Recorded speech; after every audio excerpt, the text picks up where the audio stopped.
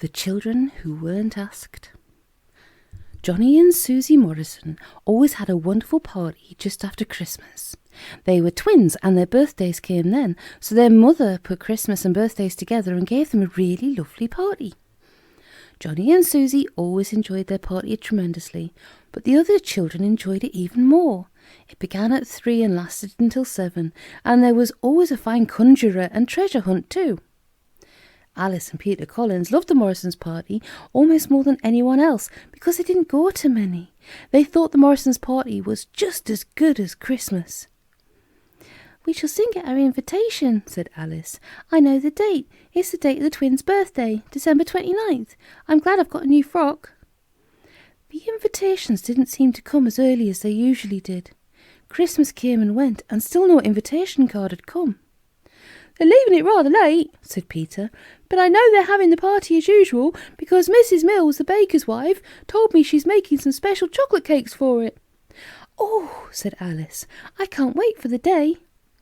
When they went out that morning, they saw John ahead of them. She called out to a boy across the road. "Are you going to the Morrisons' party?" "Rather," he said.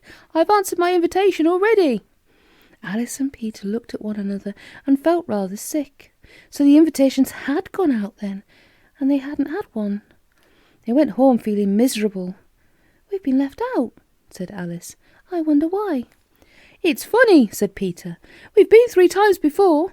Oh dear, it's so very horrid to be left out, isn't it, Alice?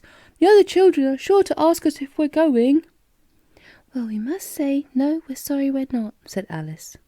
So when Gladys and Roy and Winnie and Sam met them in the next 2 or 3 days and asked the same question, "Are you going to the Morrisons' party?" Alice and Peter said what they planned to say. "No, we're sorry we're not." "It will be awkward if we meet Johnny or Susie," said Alice. "I don't feel as if I like them much now. I hate being left out like this." "Well, if we see them, we'll cross over or turn down a corner or something," said Peter. So whenever they saw the twins at a distance, they were careful not to go near them. Alice worried and worried about it. Had she or Peter done anything the twins didn't like? Did Mrs. Morrison think their manners were not good enough? Didn't the twins like them any more? Peter wasn't so worried, but he thought it was mean. Every other child in the village seemed to be going to the party. It looked dreadful for them to be left out. Luckily, his mother didn't seem to realise it, so that was all right. It would have worried her too, because she was proud of Alice and Peter. Every morning, Alice hoped secretly that the invitation would come. It might have been delayed, perhaps. It would turn up after all. But it didn't. The day of the party came, and still there was no invitation card. Peter looked at Alice gloomily. "It won't be very pleasant, seeing all the others going by to the party this afternoon, will it?" he said. "No," said Alice, nearly crying. "And it'll be horrid at school next week, hearing them all talk about it. We shan't be able to say a word. I do hate those twins." "So do I," said Peter. "It's such a mean trick just to leave us 2 out. Nobody else has been left out at all." They went out to the shops for their mother. On the way back they saw a little dog trotting in front of them. It was the twins' cocker-spaniel out on his own. He ran across the road and a bicycle came round the corner. It ran straight into the little dog and the rider almost fell off. He shouted at the frightened dog and roared away. The dog limped to the curb and it lay down. It whined pitifully and licked its paws. "It's hurt," said Alice. "Oh, Peter!" "Let it be hurt," said Peter. "It's the twins' dog and it's probably as horrid as they are." "Oh, Peter! It's a dear little dog," said Alice. "We must see to it. We must. You can't be as horrid as you sound right now." Peter wasn't, of course. He was really a very kind-hearted boy, and he went with Alice at once to see to the dog. The dog knew them and whined. Peter picked it up and carried it to his home. He and Alice bathed the crushed paw and bandaged it. They gave the dog some warm milk and fussed over it. It licked them and wagged its tail. "It's all right now," said Peter, "but I don't know if it can walk. That front paw is really hurt, and this back one looks very sore." The dog tried to walk, but it couldn't. It rolled over and looked helplessly up at the children, as if to say, "Sorry, but I just can't walk."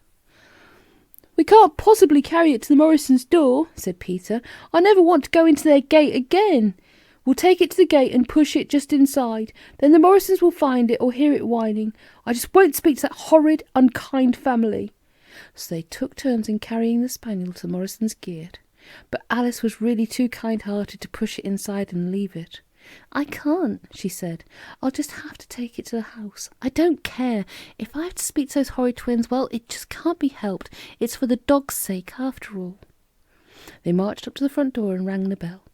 The door soon opened, and there stood Mrs. Morrison, smiling at them. "Oh, has something happened to Scamper?" she said.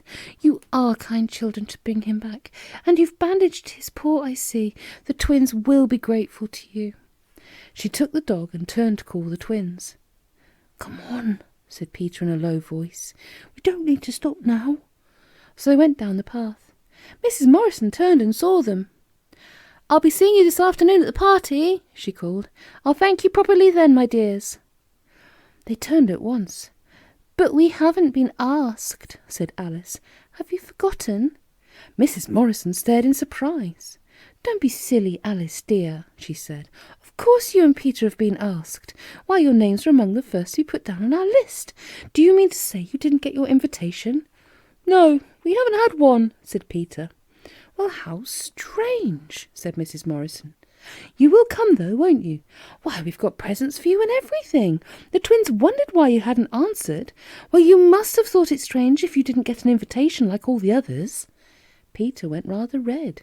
Alice looked suddenly excited. "Can we really come?" she said. "You did mean us to? Oh, Mrs. Morrison, how lovely! We did so want to come." "Yes, of course you must come," said kind Mrs. Morrison. 3 o'clock, and thank you so much for looking after our little dog. That just shows what nice children you are, to bring back the dog when you thought we'd left you out. The 2 children rushed off, excited and happy. It was all a mistake. They were to go. They hadn't been left out after all. And what a very good thing they'd taken Scamper back to the house. And now, I expect you wonder why they hadn't had an invitation. Well, the twins explained it all that afternoon. "You see, Mummy put all the invitations into my doll's pram for me to take to the post," said Susie, "and one slipped under the pillow. Yours. We've just found it there, so it wasn't posted. I'm so sorry, but it doesn't matter now you're here." No, it didn't matter. Everything was lovely again. Mrs. Morrison was kind, the twins were as jolly as ever, and the party was twice as good as usual. As for the spaniel, he had a new red bow and was made such a fuss of because of his bad leg that he enjoyed the party more than anyone.